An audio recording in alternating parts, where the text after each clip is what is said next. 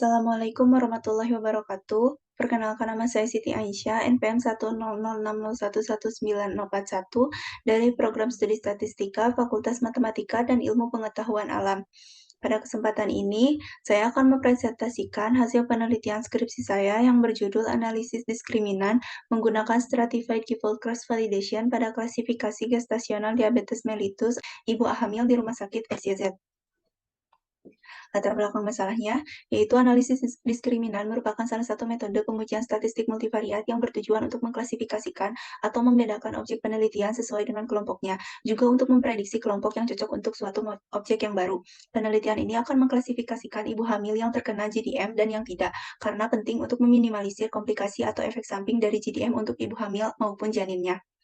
Analisis diskriminan memerlukan suatu metode untuk mengevaluasi kinerja classifier. Beberapa metode yang dapat digunakan yaitu holdout method, random subsampling, cross-validation, dan bootstrap. Pada penelitian ini, penulis memilih metode cross-validation karena bersifat mutually eksklusif dan efektif mencakup seluruh dataset. Berikut ini rumusan masalah dan tujuannya. Adapun manfaat bagi pembaca dan penulisnya, sebagai berikut. Berikut ini fungsi diskriminan secara umum.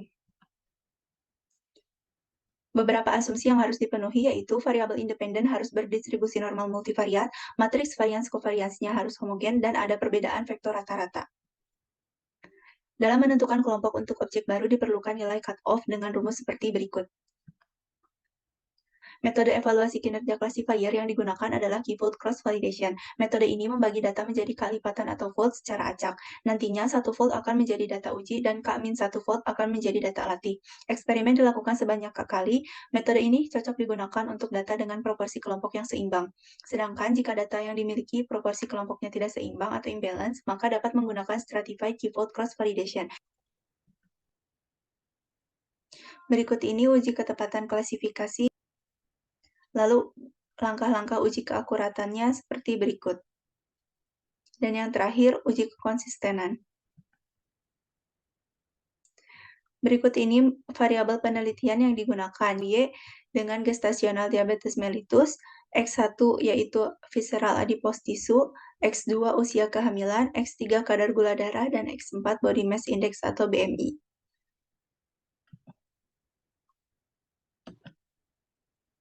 Data penelitian yang digunakan sebanyak 133 orang ibu hamil dengan dua kelompok, yaitu kelompok ya dan tidak. Berikut langkah-langkah analisis dalam penelitian ini.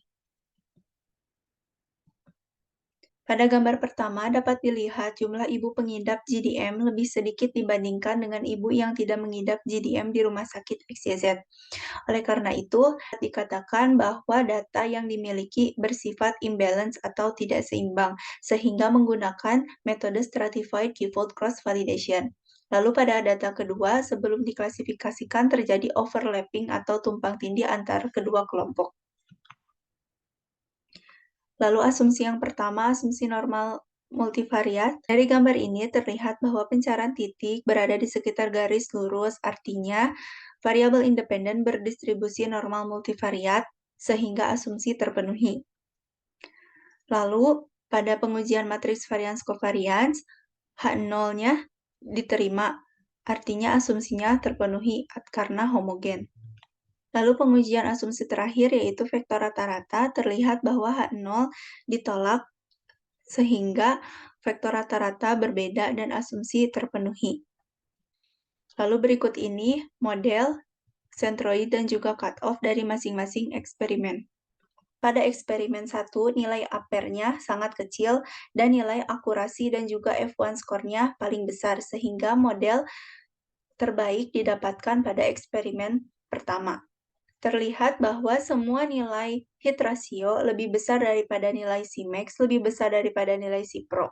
Menyimpulkan bahwa klasifikasi untuk data latih pada kelima eksperimen sudah akurat. Nilai Q-press lebih besar dari 3,841, maka H0 diterima untuk seluruh eksperimen. Data latih pada kelima eksperimen sudah konsisten. Berikut ini plot data setelah diklasifikasikan menggunakan model terbaik, yaitu pada eksperimen ke-1 sudah tidak terjadi overlapping. Kesimpulannya, didapatkan 5 model analisis diskriminasi dengan model terbaik yang dihasilkan dari eksperimen 1.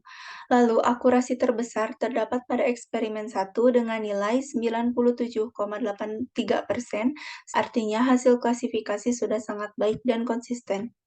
Yang dapat diberikan oleh penulis pada penelitian selanjutnya yaitu dapat menambahkan variabel yang menjadi faktor penyebab terjadinya penyakit GDM menggunakan lebih dari 5 volt model sebagai perbandingan nilai ampere, akurasi, dan F1 score antar eksperimen dalam menentukan model terbaik. Sekian yang dapat saya sampaikan. Terima kasih. Wassalamualaikum warahmatullahi wabarakatuh.